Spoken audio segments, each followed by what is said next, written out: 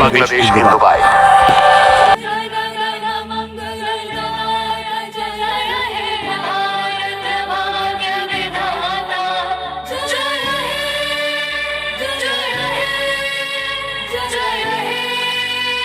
বাংলাদেশ বনাম ইন্ডিয়ার মধ্যকার ধারাভাষ্যে আমি টিকটক আলী ইতিমধ্যে কিন্তু ব্যাটে বলে সংযোগ করতে পারলো না। প্রথম বলেই কিন্তু হোঁচট খেয়ে গেল বাংলাদেশি ব্যাটসম্যান তামিম ইকবাল।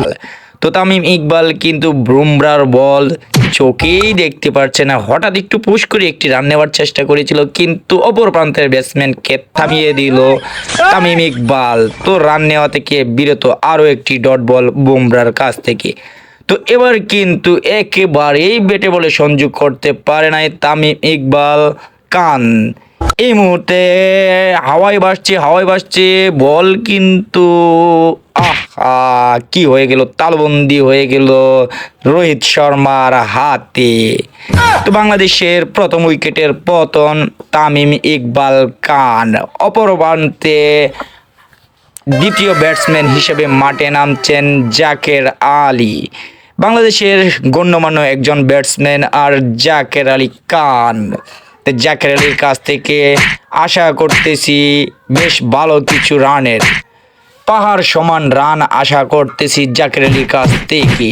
ইতিমধ্যে কিন্তু ব্যাটে একটু ক্রিজ থেকে ওদিক এদিক করে টুংটাং করে নেওয়ার চেষ্টা, ব্যাট কিন্তু হাত থেকে ফেলে দিয়েছে, আরও একটি নতুন ব্যাট হাতে নিয়েছে। এবার কিন্তু আশা করা যায় জাকের আলীর কাছ থেকে বড় একটি রানের পাহাড়। জাকের আলী তো বলেই দেখে নাই। এই মুহূর্তে বল করছেন বুমরা। অসাধারণ ব্যাটসম্যান জাকের আলী খান। জাকের আলী কিন্তু একটি বাউন্ডারির মাঝে কিন্তু রানের খাতা খুলে নিল। তার আবারও একটি ডট বলে কিন্তু যেহেতু বল কম, 120টি বল কিন্তু খেলে যেতে হবে। আবারও জাকের আলী পতন হয়েছে, ব্যাটে বলে একেবারেই সংযোগ করতে পারে নাই উইকেট রক্ষকের হাতে। আবারও বল করছেন বুমরা। ইতিমধ্যে একেবারেই পরাস্ত ব্যাটসম্যান জাকের আলী খান, মনে হচ্ছে পায়ে ব্যথা লেগেছে। তারপরেও কিন্তু এবার কিন্তু একটি সজোরে ব্যাট চালিয়েছে, বল কিন্তু তালুবন্দি হয়ে উইকেটের পতন ঘটে নাই, কিন্তু আইটি 4 হয়ে গেছে।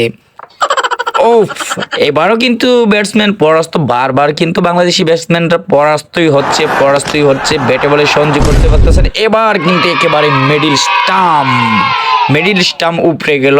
জাকের আলী রান কিন্তু বেশি একটা করতে পারে নাই, ভেবেছিলাম অনেক বড় বিশাল পাহাড় রান দেখবো তার কাছ থেকে, কিন্তু না, সে কিন্তু মাত্র 20টি রানের মাথায় উইকেটের পতন। তো আমাদের নতুন ব্যাটসম্যান কিন্তু শম্ভু সরকার এটা কি করলে, আমার ধারাভাষ্যের বলার আগে কিন্তু শম্ভু সরকারের উইকেটের পতন ঘটেছে। রয়েছে আর একটি উইকেট বাংলাদেশের। তো দেখা যাক কি হয় শেষ অবধি। আসতে না আসতেই কিন্তু উইকেটের পতন। তো বাংলাদেশি ব্যাটসম্যানরা ইতিমধ্যে অল আউট হয়ে কিন্তু 110 রানের টার্গেট দিয়েছে ইন্ডিয়ার ব্যাটসম্যান কিন্তু এই মুহূর্তে মাঠে নেমেছে। তো প্রথম বলেই একটি হোয়াইট বল দিয়েছে বাংলাদেশি বোলার। তো দ্বিতীয় বলে কিন্তু সজোরে ব্যাট চালিয়েছে ইন্ডিয়ার রোহিত শর্মা। এটা কিন্তু একেবারেই সীমানার বাইরে, এটি 4 মেরে দিল, বাউন্ডারি হয়ে গেল। তো দ্বিতীয় বলে আবারও সজোরে ব্যাট চালিয়েছে রোহিত শর্মা এবং মাঠের বাইরে। তো বাংলাদেশি ব্যাটসম্যানরা কিন্তু উইকেটের পতন, রোহিত শর্মা ইতিমধ্যে আউট হয়ে যায়। তো আসলে রান যেহেতু কম, তাদের খুবই একটা তড়িঘড়ি নাই। তারপরে কিন্তু উইকেট ধরে খেললে হয়তো খুব অল্প সময়ে রানটা নিতে পারতো, কিন্তু একটু তাড়াহুড়ো করতে গিয়ে কিন্তু উইকেট হারিয়েছে রোহিত শর্মার। তো দ্বিতীয় ব্যাটসম্যান হিসেবে কিন্তু হার্দিক পান্ডিয়াকে দেখা যাচ্ছে।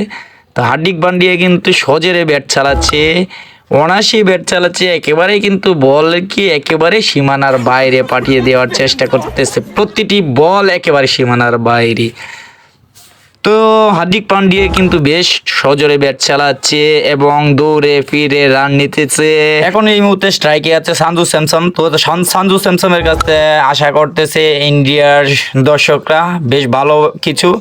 তো আসলে সঞ্জু স্যামসন আসতে না আসতেই কিন্তু সজোরে ব্যাট চালিয়েছে, একেবারে বাউন্ডারি কিন্তু হাঁকাচ্ছে ঘন ঘন।